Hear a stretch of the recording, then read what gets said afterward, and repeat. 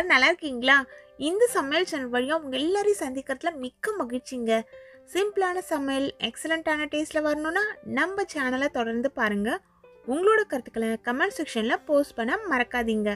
வாங்க கிச்சனுக்கு போகலாம், சுவையா ஆரோக்கியமா சமைக்கலாம். இப்போ நம்ம செய்ய போகிறது ஒரு சுவையான ஸ்வீட் தாங்க. ஆர்டிஃபிஷியல் கலர்ஸ் எதுவுமே இல்லாமல் செய்யக்கூடிய இந்த ட்ரெடிஷ்னல் ஸ்வீட்டை நீங்களும் செஞ்சு சாப்பிடுங்க. உங்கள் வீட்டில் இருக்க பிள்ளைங்களுக்கும் செஞ்சு கொடுங்க. சூடாகவும் சாப்பிட்லாம், ஆறின பிறகும் சாப்பிட்லாம். டேஸ்ட் எக்ஸலண்ட்டாக இருக்கும். இதில் நெய் இவ்வளோ இருக்கே அப்படின்னு நினச்சி பார்த்து பயந்துட வேணாம். சின்ன பிள்ளைங்களுக்கு கொடுக்குற மாதிரி இருந்தால் நெய் தாராளமாக விட்டு நட்ஸ் எல்லாம் தாராளமாக சேர்த்து கொடுங்க. பெரியவங்களும் சாப்பிட போகிறாங்க அப்படின்னா அதுக்கேற்ற மாதிரி குறைச்சி சேர்த்துக்கோங்க. இப்போது இந்த ரெசிபியை எப்படி செய்யுதுன்னு பார்க்கலாம் வாங்க. ஃபர்ஸ்ட்டு அடிகனமான ஒரு பேன் ஸ்டவ்வில் வச்சு ஸ்டவ்வை சுவிட்ச் ஆன் பண்ணிக்கோங்க. அதில் இந்த கப்பில் 3 கப் அளவு தண்ணி நான் சேர்க்குறேன். ஆனால் தண்ணி நமக்கு திரும்பவும் தேவைப்படும். ஃபஸ்ட்டு 3 கப்பு சேர்த்துக்கலாம். எவ்வளவு தேவைப்படுதுன்றதுக்கு ஏற்ற மாதிரி பிறகு சேர்த்துக்கலாம். நீங்கள் ஏதாவது ஒரு கப்பை மெஷர்மெண்ட்டுக்கு எடுத்துக்கோங்க. அதே கப்பில் தான் மற்ற பொருட்களை எல்லாமே நம்ம அளக்கணும். இப்போ 3 கப் அளவு தண்ணி சேர்த்தாச்சு. ஹை ஃப்ளேம்லேயே இருக்கட்டும். இது நல்லா கொதிச்சு வரட்டும். இது போல் கொதித்த பிறகு இதில் தண்ணி அளந்த கப்பில் 1 கப் அளவுள்ள சீரக சம்பா அரிசியை நல்லா ஒரு 4 முறை வாஷ் பண்ணிவிட்டு அரை மணி நேரம் ஊற வச்சு அந்த அரிசியை இதில் எடுத்து சேர்த்துருக்கோம். எப்படி சாதம் நம்ம வேக வைப்போம், தயிர் சாதம்லாம் கலக்கிறதுக்கு நல்லா குழைய வேக வைப்போம் இல்லைங்களா? அதே போல் இந்த அரிசியை நல்லா குழைவாக நம்ம வேக வச்சுக்கணும். ரொம்ப மசியக்கூடாது, ஆனால் நல்லா வேக வச்சுக்கணும். இதில் 2 பிஞ்ச் அளவுக்கு உப்பு சேர்த்துக்கோங்க. நான் கல்லுப்பு 2 கல் அளவுக்கு சேர்த்துருக்கேன். ஸ்வீட் ரெசிபி அப்படிங்கிறதுனால கண்டிப்பாக இதில் 1 சிட்டிக்கையோ 2 சிட்டிக்கையோ நம்ம உப்பு சேர்க்கணும். இதில் பாருங்கள், இப்போ தண்ணி எல்லாம் ஓரளவு உறிஞ்சிக்கிட்டு சாதம் வெந்து வந்திருக்கு. ஆனால் சாதம் நம்ம எதிர்பார்க்குற அளவுக்கு முழுசாக வேகலை. அதனால் இன்னொரு கப்பில் தண்ணி சேர்க்குறோம். இது இன்னொரு ஸ்டவ்வில் தண்ணி சுட வச்சுக்கோங்க. அந்த சூடாக இருக்க தண்ணியை எடுத்து இதில் சேருங்க. ரூம் டெம்பரேச்சரில் இருக்க தண்ணியை எடுத்து சேர்க்க வேணாம். திரும்பவும் தண்ணி எல்லாம் இழுத்துக்குச்சு. இப்போ திரும்பவும் 1 கப் அளவு தண்ணி நம்ம சேர்க்கலாம். ஏன் ஃபர்ஸ்ட்லேயே நீங்கள் சேர்த்து வேக வைக்கலாமே அப்படின்னு நினைப்பீங்க. ஒவ்வொரு அரிசியை பொறுத்து தான் அது இழுக்கிற தண்ணி. புது அரிசியாக இருந்ததுன்னா 3 கப்லேயே சீக்கிரம் வெந்துடும். பழைய அரிசியாக இருந்ததுன்னா நமக்கு 5 இல்லை 6 கப் அளவு தண்ணி தேவைப்படும். இந்த அரிசி பார்த்திங்கன்னா 6 மாதம் பழைய அரிசி தான். அதனால தான் 5 கப் அளவு தண்ணி தேவைப்படுது. இப்போது இந்த தண்ணி ஊற்றிட்டு நம்ம திரும்பவும் வேக வைக்கிறோம். இது வரைக்கும் ஹை ஃப்ளேம்லேயே தான் வெந்துட்டு இருந்தது. இந்த லாஸ்ட் கப் அளவு தண்ணி சேர்த்த உடனேயே மீடியம் ஃப்ளேமில் மாற்றிட்டு வேக வச்ச உடனே நல்லா சாஃப்டாக சாதம் வெந்து வந்துடுச்சு. நம்ம யூஸ் பண்ணியிருக்கிறது சீரக சம்பா பச்சரிசிங்க. இப்போ பாருங்கள் எந்தளவு நல்லா இது வெந்து வந்திருக்கு. ஃபுல்லாக இதை நல்லா ஒரு முறை ஃப்ளாட்டாக தடவிட்டு தட்டு போட்டு மூடி லோ ஃப்ளேமில் அப்படியே 5 நிமிஷம் வச்சுருங்க. 5 நிமிஷத்துக்கு வேகட்டும். வெந்த பிறகு நம்ம ஓப்பன் பண்ணி பார்க்கலாம். இப்போ கரண்டி வச்சு மசிச்சா மசிகிற அளவுக்கு சாதம் வெந்திருக்கும். நம்ம தயிர் சாதத்துக்கு சாதம் வடித்து யூஸ் பண்ணோம் இல்லைங்களா, அந்த பதத்துக்கு சாதம் வெந்திருக்கும். இதுதான் ஒரு கரெக்டான பதம். இதுக்கு அப்புறம் நம்ம தேவையான பொருட்கள் எல்லாத்தையும் ஒன்றொன்னா இதில் சேர்த்துக்கலாம். எந்தளவு தண்ணி எல்லாம் இதில் ட்ரையாக இருக்குது பார்த்துக்கோங்க. இது போல் ட்ரை ஆகிற வரைக்கும் வேக வச்சுக்கணும். இது பார்த்திங்கன்னா 2 சிட்டிகை அளவுள்ள குங்குமப்பூவை வெதுவெதுப்பான தண்ணியில் ஊற வச்சு அந்த தண்ணியை இதில் சேர்த்துருக்கேன். இப்போது இனிப்புக்கு சர்க்கரை சேர்த்துக்கலாம். நம்ம 1 கப் அளவுள்ள அரிசி எடுத்தோம் இல்லைங்களா, அதில் 1.25 கப்லேருந்து 1.5 கப் அளவு வரைக்கும் சர்க்கரை சேர்த்துக்கலாம். நம்மளோட இனிப்புக்கு தகுந்த மாதிரி சர்க்கரையோட அளவை நீங்கள் கூடுதலாகவோ இல்லை குறைவாகவோ சேர்த்துக்கோங்க. 1.5 கப்பு சேர்த்திங்கன்னா நல்ல இனிப்பாக இருக்கும். 1.25 கப்புங்கிறது ஒரு கரெக்டான இனிப்பாக இருக்கும். சர்க்கரையை சேர்த்த பிறகு 2 டேபிள் ஸ்பூன் அளவுள்ள நெய் இதில் சேர்த்துக்கலாம். இது வரைக்கும் தண்ணி தாராளமாக இருந்தது. சாதம் நல்லா வெந்து வந்துட்டு இருந்தது. தண்ணி குறைஞ்ச உடனே நமக்கு அடி பிடிக்க ஆரம்பிக்கும். அதனால நம்ம நெய் சேர்த்துக்கணும். அதனால தான் பார்த்திங்கன்னா பாத்திரம் நல்லா அடி கனமான பாத்திரமாக இருக்கணும். அப்போ தான் ரெசிபி கரெக்டாக வரும். நமக்கு ஏதாவது ஒரு இடத்துல கருகிடுச்சுன்னா கூட டேஸ்ட்டும் மாறிடும், கலரும் மாறிடும்.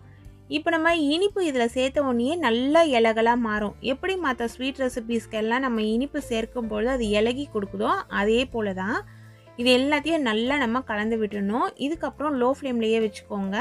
ஹை ஃப்ளேமில் மாற்றவே கூடாது. லோ ஃப்ளேமுக்கும் மீடியம் ஃப்ளேமுக்கும் நடுவில் இருக்கும் இல்லைங்களா, அதுலேயும் லோ ஃப்ளேம்லையும் மட்டுமே நீங்கள் வச்சு தான் சமைக்கணும். ரொம்ப குயிக்காகவே சமைச்சிடலாம். சர்க்கரை சேர்த்து நல்லா கலந்து விட்டுட்டு வெயிட் பண்ணிங்கன்னா ஒரு 2-3 நிமிஷத்துக்கு மேலே இது போல் நமக்கு நெய்யெல்லாம் தெரியும். திரும்பவும் ஒரு முறை நல்லா கலந்து விட்டுட்டு தட்டு போட்டு மூடி அப்படியே ஒரு 3-5 நிமிஷம் வரைக்கும் நம்ம வச்சிடலாம். வைக்கும்பொழுது பார்த்தீங்கன்னா நல்லா இந்த சர்க்கரையெல்லாம் கேரமலைஸ்ட் ஆகி ஊறி ஒரு அல்வா பதத்துக்கு நமக்கு உருண்டு திரண்டு வரும். இப்போ ஒரு 5 மினிட்ஸ் ஆயிடுச்சு. ஓப்பன் பண்ணி பார்க்கலாம். இப்போ பாருங்கள் எந்தளவு சூப்பராக இருக்குது. இப்போ பார்த்தீங்கன்னா அப்படியே ஒரு தகதகன ஒரு லுக்கு தெரியுது பார்த்தீங்களா. நம்ம நெய் சேர்த்துருக்கோம், சர்க்கரை சேர்த்துருக்கோம். இது எல்லாம் ஒன்றா சேர்ந்து வெந்து ஒரு சூப்பரான பதத்தில் இருக்குது. இது வந்து ஒரு இலகலான பதம். இதுக்கப்புறம் கொஞ்சம் இது சுருங்கட்டும். அப்போ தான் நமக்கு ஆறின பிறகும் ஒரு கரெக்டான பதத்தில் இருக்கும். இது போல் இருந்துச்சுன்னா இலையில் வைக்கும் பொழுது அப்படியே வழிஞ்சு வந்துடும். அதனால இன்னும் கொஞ்சம் கெட்டியாகிற வரைக்கும் வெயிட் பண்ணுறோம். இப்போ பாருங்கள் நல்லா இது ஓரளவு கெட்டியாகி வந்திருக்கு. இந்த பதம் வந்த பிறகு நம்ம ஸ்டவ்வை சுவிட்ச் ஆஃப் பண்ணிக்கலாம். இதில் பார்த்தீங்கன்னா நம்ம குங்குமப்பூ தான் கலருக்கு சேர்த்தோம். நம்மக்கிட்ட குங்குமப்பூ இல்லாத பட்சத்தில் நீங்கள் கலர் பவுடர் சேர்க்க விருப்பப்பட்டீங்கன்னா சேருங்க. அப்படி இல்லைன்னா வேணாம். என்னை பொறுத்த வரைக்கும் ஆர்டிஃபிஷியல் கலர் பவுடர்ஸ் வேணாம் அப்படின்னு தான் சொல்லுவேன். மஞ்சள் பொடி நீங்கள் கொஞ்சமாக சேர்த்துக்கிட்டிங்கன்னா கரெக்டான ஒரு கலர் வந்துடும். அப்படி இல்லைன்னா வெள்ளை கலர்லேயே கூட சாப்பிடலாம், ஒன்றும் தப்பு கிடையாது. வாசனைக்குன்னு பார்த்தீங்கன்னா ஏலக்காய் தூள் சேர்த்துக்கலாம். குங்குமப்பூவோட ஸ்மெல்லே ரொம்ப நல்லாயிருக்கும் அப்படிங்கிறதுனால இதில் நான் ஏலக்காய் சேர்க்கல. இப்போ ஓரளவு ஆறி வந்துட்டுருக்கு. ஆறும் பொழுது 2-3 முறை நடுவில் கலந்து விடுங்க. அப்போ தான் மேலே அப்படியே படிஞ்சு நிற்காமல் இருக்கும். ஓரளவு கொஞ்சம் ஆறின பிறகு இதில் ஒரு சிட்டிகை அளவுள்ள பச்சை கற்பூரம் சேர்த்துக்கலாம். பச்சை கற்பூரத்தோட வாசனை உங்களுக்கு பிடிச்சதுன்னா சேருங்க, இல்லைன்னா சேர்க்க வேணாம். சாமி பிரசாதமாக நீங்கள் வச்சு படைக்க போகிறீங்க அப்படிங்கிற பட்சத்தில் பச்சை கற்பூரம் சேர்த்துக்கலாம். இதனோட ஸ்மெல் நிறைய பேருக்கு பிடிக்காது. ஆனால் கோவில் பிரசாதங்களில் கண்டிப்பாக இந்த பச்சை கற்பூரம் சேர்த்து தான் இருக்கும். இப்போ பாருங்கள் பாதி அளவு நல்லாவே ஆறிடுச்சு. பாதியை விடவே இன்னும் நல்லா ஆறிடுச்சு. இது போல் ஒரு கன்சிஸ்டன்சியில் இருக்கும். இப்போது இதுக்கு ஒரு தாளிப்பு நம்ம கொடுத்துடலாம். தாளிக்கிற கரண்டியை ஸ்டவ்வில் வச்சு சுவிட்ச் ஆன் பண்ணிவிட்டு அதில் நமக்கு தேவையான அளவு நெய் சேர்த்துக்கலாம். நெய் நல்லா உருகட்டும், மிதமான தீயிலேயே இருக்கட்டும். நெய்ன்னு பார்த்திங்கன்னா இந்த ரெசிபிக்கு எந்த கப்பில் நம்ம அரிசி அளந்தோமோ அதில் 1/2 கப் அளவுக்கு நெய் சேர்த்தா நல்லாயிருக்கும். நம்ம விருப்பப்படி நம்ம நெய்யை குறைச்சி கூட சேர்த்துக்கலாம். இதில் ஒரு 2-3 துண்டு பட்டை சேர்த்துக்கோங்க. ஒரு 3 கிராம்பு அவசியம் சேர்த்துக்கோங்க. இந்த 2 பொருளும் இதில் கண்டிப்பாக சேர்க்கணும். சேர்த்துட்டு லோ ஃப்ளேமில் வச்சுருங்க. இல்லைனா இந்த கிராம்பு வெடித்து செதற ஆரம்பிச்சிடும், மேலே கூட பட்டுடும். அதனால் கிராம்பு போட்டோடனே கொஞ்சம் நேரம் வெயிட் பண்ணுங்கள். முந்திரி பருப்பு நம்மளோட விருப்பப்படி நம்ம சேர்த்துக்கலாம். நான் ஒரு கைப்பிடி அளவுள்ள முந்திரி பருப்பு இதில் சேர்த்துட்டு இந்த முந்திரி பருப்பு நல்லா கோல்டன் கலரில் வர வரைக்கும் வெயிட் பண்ணிவிட்டு இதில் திராட்சை சேர்த்துக்கிறேன். திராட்சை சேர்த்த உடனே நம்ம ஸ்டவ்வை சுவிட்ச் ஆஃப் பண்ணிடலாம்.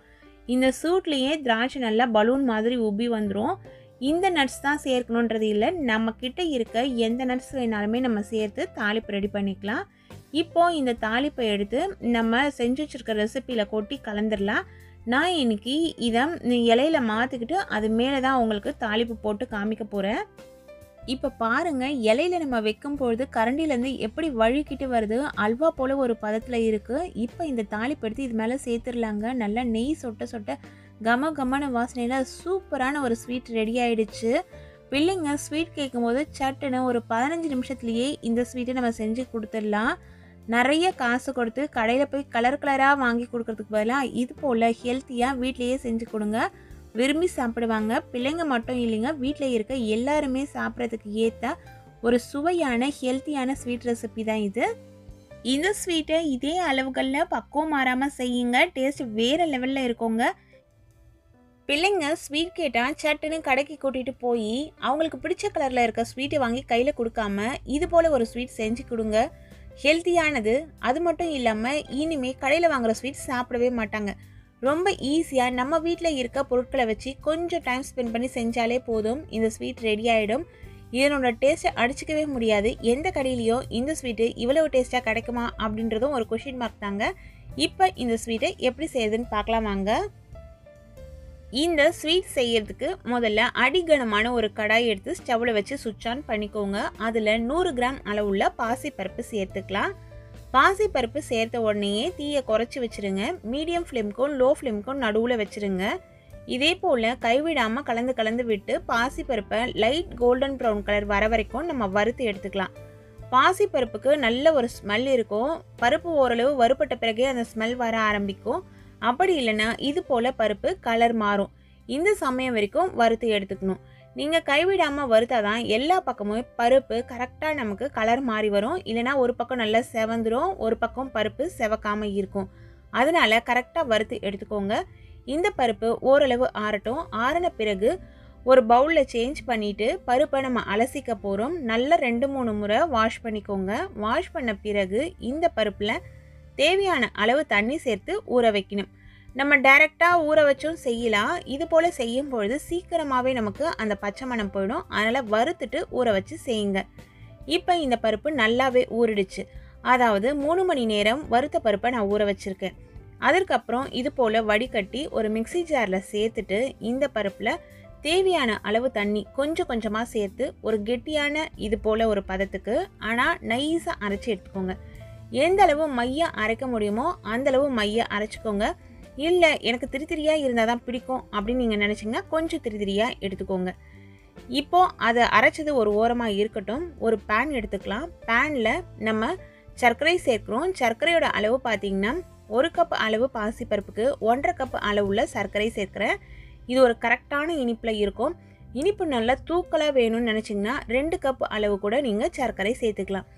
சேர்த்துட்டு அதில் எவ்வளவு சர்க்கரை எடுத்தோமோ அதில் 1/4 பங்கு அளவுக்கு தண்ணி சேர்த்துக்கலாம். அப்படி இல்லைன்னா ஜஸ்ட் இந்த சர்க்கரை கரையிற அளவுக்கு நம்ம தண்ணி சேர்த்தா போதும். தண்ணி சேர்த்துட்டு மிதமான தீயில வச்சு கலந்து கலந்து விடலாம். சீக்கிரமாகவே நமக்கு திக்காக ஒரு சர்க்கரை பாகு ரெடி ஆகிடும். சர்க்கரை கரையிற வரைக்கும் இது போல் கரண்டி வச்சு கலந்து கலந்து விடுங்க. அப்போ தான் சர்க்கரை அடியில் பிடிச்சிக்காமல் இருக்கும். நல்லா கலந்து விட்டுட்டு இதில் 2 சிட்டிகை அளவுள்ள குங்குமப்பூ சேர்க்குறேன். குங்குமப்பூ நல்ல ஃப்ளேவரும் தரும், கலரும் கொடுக்கும். குங்குமப்பூ நம்ம வீட்டில் இருந்ததுன்னா சேர்த்துக்கலாம், இல்லைனா பரவாயில்லை. ஏலக்காய் தூள் மட்டுமே கூட சேர்த்துக்கலாம். நான் இப்போ இது நல்ல கலர் வந்த பிறகு ஏலக்காய் தூள் சேர்க்க போகிறேன். இது போல் சர்க்கரை எல்லாமே நல்லா கரைஞ்ச பிறகு பொங்கி நமக்கு வரும். நீங்கள் சர்க்கரையில் கொஞ்சமாக தண்ணி விட்டிங்கன்னா தான் சீக்கிரமாகவே நமக்கு திக்கான அந்த பாகு கிடைக்கும். குலோப்ஜாமுக்கெல்லாம் நம்ம பாகு எடுப்போம் இல்லைங்களா, அதை விட கொஞ்சம் திக்காக இருந்துச்சுன்னா போதும். இந்த சமயத்தில் ஒரு 1/2 டீஸ்பூன் அளவுக்கு ஏலக்காய் தூள் சேர்த்துக்கலாம். முழுசாக ஏலக்காய் சேர்க்குற மாதிரி இருந்தாலுமே ஒரு 4 ஏலக்காவை இடித்து எடுத்து இதில் சேர்த்துக்கோங்க. சேர்த்து நல்லா கலந்து விட்டுட்டு ஸ்டவ்வை சுவிட்ச் ஆஃப் பண்ணி இந்த பாகை ஒரு சைடில் வச்சிடலாம். நம்ம பாகு ஆறி இருந்தாலும் கவலை இல்லை, நம்ம எடுத்து யூஸ் பண்ணிக்கலாம். இப்போ ஒரு அகலமாக நல்லா பெருசாக அடி கனமாக இருக்க ஒரு கடாய் எடுத்துக்கோங்க. இல்லை உங்கள் வீட்டில் வேறு எந்த பேன் இருந்ததுனாலுமே எடுத்துக்கலாம். அதில் நெய் சேர்க்குறோம். நெய் பார்த்திங்கன்னா 3 டேபிள் ஸ்பூன் அளவு நான் ஃபஸ்ட்டு சேர்த்தேன். மிதமான தீயில வச்சு முந்திரி பருப்பு திராட்சை எல்லாம் வறுத்து எடுத்துக்கலாம். முந்திரி பருப்பு நம்ம விருப்பப்படி கூடுதலாகவோ இல்லை குறைவாகவோ சேர்த்துக்கலாம். நெய் இந்த ரெசிப்பியை பொறுத்த வரைக்கும் கொஞ்சம் கூடுதலாக தான் தேவைப்படும். நம்ம நெய் குறைச்சி தான் சேர்க்கணும் அப்படின்னு விருப்பப்பட்டால் நீங்கள் கொஞ்சம் குறைச்சிக்கோங்க. முந்திரி பருப்பு இது போல் வறுப்பட்ட பிறகு அதில் 1/2 கைப்பிடி அளவுள்ள காஞ்ச திராட்சை சேர்த்துட்டு நல்லா கலந்து விட்டு இந்த பருப்பு எடுத்து நம்ம தனியாக வச்சுக்க போகிறோம். அப்படி நெய்யோட அளவு நம்ம குறைக்கும் பொழுது இது நல்லா இலகலாக இருக்காது. அப்படின்ற பட்சத்தில் நம்ம என்ன பண்ணலான்னு பார்த்தீங்கன்னா பாதி அளவு நெய்யும் பாதி அளவு தேங்காய் எண்ணெயும் சேர்த்துக்கலாம். அப்போவும் இந்த ஸ்வீட் ரொம்ப நல்லா சூப்பராக வரும். நான் இன்றைக்கி ஃபுல் அண்ட் ஃபுல் நெய்லியே தான் செய்ய போகிறேன். இப்போ பாருங்கள், ஸ்டவ்வை சுவிட்ச் ஆஃப் பண்ணிவிட்டேன். கடாயில் இருக்க சூடே இதுக்கு போதுமான அளவாக இருக்கும். நல்லா பலூன் மாதிரி உப்பி வந்துருச்சு திராட்சையெல்லாம். இதை எடுத்து தனியாக வச்சுட்டேன். இப்போது கடாயிலேயே நெய் இருக்குது. அதே கடாயில் திரும்பவும் 2 டேபிள் ஸ்பூன் அளவுள்ள நெய் சேர்த்துக்கலாம். நெய்யோட அளவு பார்த்திங்கன்னா நம்ம எந்த அளவு பருப்பு எடுத்தோமோ அதே அளவு நெய் தேவைப்படும். அதனால தான் நெய் நீங்கள் குறைக்கணும்னு விருப்பப்பட்டிங்கன்னா எண்ணெய் சேர்த்துக்கோங்கன்னு சொன்னேன். இதில் 1.5 டேபிள் ஸ்பூன் அளவுள்ள ரவை சேர்க்குறோம். பாம்பே ரவைன்னு சொல்லுவோம் இல்லைங்களா, உப்புமாக்கெல்லாம் நம்ம பயன்படுத்துகிற அந்த ரவை தான். அதுலேயே ரொம்ப நைஸாக இருக்கும் ஒரு ரவை. அந்த ரவையை எடுத்துக்கிட்டால் மாவு மாதிரி இருக்கும். கொஞ்சம் பெரிய சைஸில் இருக்க ரவையை இதில் சேர்த்து தீயை குறைச்சி வச்சு ரவையை நல்லா பொரிய விட்டு வறுத்து எடுத்துக்கணும். இதே போல் கலந்து கலந்து விட்டிங்கன்னா ரவை நல்லா பொரிஞ்சு வந்துடும். ஆனால் ரவை கலர் மாறக்கூடாது, பார்த்துட்டே இருங்க. இதில் ரவையோட கலர் லைட்டாக கூட நமக்கு சேஞ்ச் ஆகிடக்கூடாது. அப்படி சேஞ்ச் ஆகிடுச்சுன்னா கலர் நமக்கு மாறிடும். ரெசிபிக்கு கருகிடுச்சுனாலும் டேஸ்ட்டு மாறிடும். அதனால ஸ்லோ ஃப்ளேமில் வச்சு ரவையை நல்லா பொரிய விட்டு எடுத்துக்கோங்க. இப்போ ரவை நல்லா பொரிஞ்சிருச்சு. இந்த சமயத்தில் லோ ஃப்ளேமில் வச்சுட்டு நம்ம ஏற்கனவே பருப்பை நல்ல மைய விழுத அரைச்சி வச்சுருக்கோம் இல்லைங்களா, அதை எடுத்து சேர்த்துக்கோங்க. தீ அதிகமாக இருந்ததுன்னா சட சடன்னு வெளியெல்லாம் நமக்கு தெரிக்கும். அதனால் லோ ஃப்ளேமில் வச்சுக்கோங்க. அப்படின்னா ஸ்டவ்வை சுவிட்ச் ஆஃப் பண்ணிவிட்டு கூட இந்த விழுது எல்லாத்தையும் இதில் எடுத்து நம்ம சேர்த்துக்கலாம். விழுது சேர்த்த பிறகு ஸ்டவ்வை திரும்பவும் சுவிட்ச் ஆன் பண்ணிவிட்டு லோ ஃப்ளேமுக்கும் மீடியம் ஃப்ளேமுக்கும் நடுவில் வச்சு இதே போல் கலந்து விடணும். ஃபர்ஸ்ட்டு கலந்து விடும்பொழுது கொஞ்சம் டைட்டாக இருக்க மாதிரி தான் இருக்கும். அதே போல் நெய் நல்லா உறிஞ்சிக்கும். நடுவில் தேவையான அளவு நெய் 1 டேபிள் ஸ்பூன் 1.5 டேபிள் ஸ்பூன் அப்படி சேர்த்து நம்ம கலந்து விடணும். இந்த விழுது ஃபுல்லாக இதிலேயே பச்சை மணம் போகிற வரைக்கும் வதங்கிடணும். இதில் 1 சிட்டிகை அளவு உப்பு சேர்த்துக்கலாம். 5 நிமிஷம் வரைக்கும் நெய்யில் இந்த விழுதை நல்லா வதக்கின பிறகு இது போல் நமக்கு கிடைக்கும். இந்த சமயத்துலேயும் நெய் நடுவில் சேர்த்து நம்ம வதக்கி விட்டுக்கிட்டே இருக்கணும். டோட்டலாக விழுது சேர்த்ததுலேருந்து ஒரு 10 நிமிஷத்துக்கு இந்த மாவை நம்ம வதக்கணும். அப்படி வதக்கும் பொழுது தான் ஃபுல்லாக பச்சை மணம் நமக்கு மாறும். இப்போது நான் கொஞ்சமாக நெய் சேர்க்குறேன். இப்போ முன்னாடி பார்த்ததுக்கும் இப்போ பார்க்குறதுக்கும் உங்களுக்கு டிஃப்ரென்ஸ் தெரியும் பாருங்கள். இது போல் இந்த விழுது நெய்யிலேயே நல்ல ஒரு மீடியம் ஃப்ளேமை விட கொஞ்சம் குறைவாக வச்சு நம்ம வதக்கும் பொழுது வதங்கி வரும். இப்படி செய்யும் பொழுது தான் ஸ்வீட் நல்லா சூப்பராக இருக்கும் நமக்கு. இதே போல் நல்லா வதக்கிடுங்க. கிட்டத்தட்ட 10லேருந்து 12 நிமிஷம் வரைக்கும் நீங்கள் வதக்குனிங்கன்னா இது போல் நமக்கு நல்லா நெய்யெல்லாம் பிரிஞ்சு வரும்.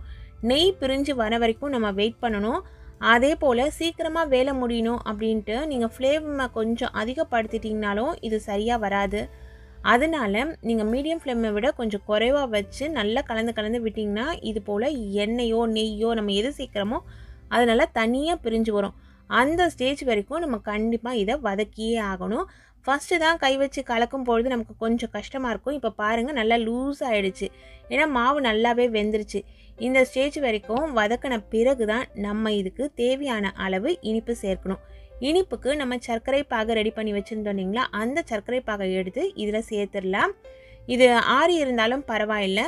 சப்போஸ் நீங்கள் பாகை ரொம்ப திக்காக செஞ்சிட்டிங்கன்னா அது அப்படியே கிறிஸ்டலாக மாறி இருக்கும். அந்த மாதிரி சமயத்தில் திரும்பவும் லைட்டாக சூடு செஞ்சுட்டு அதை எடுத்து சேர்த்துக்கலாம்.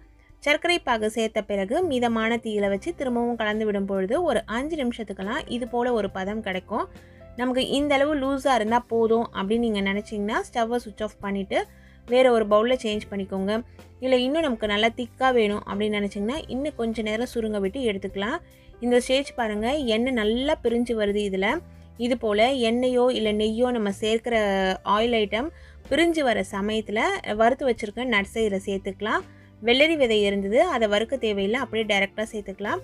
இது மட்டும் இல்லாமல் நம்மக்கிட்ட வேறு எந்த ட்ரை நட்ஸு ஃப்ரூட்ஸ் இருக்கோ அதை கூட நீங்கள் இதில் சேர்த்துக்கலாம்.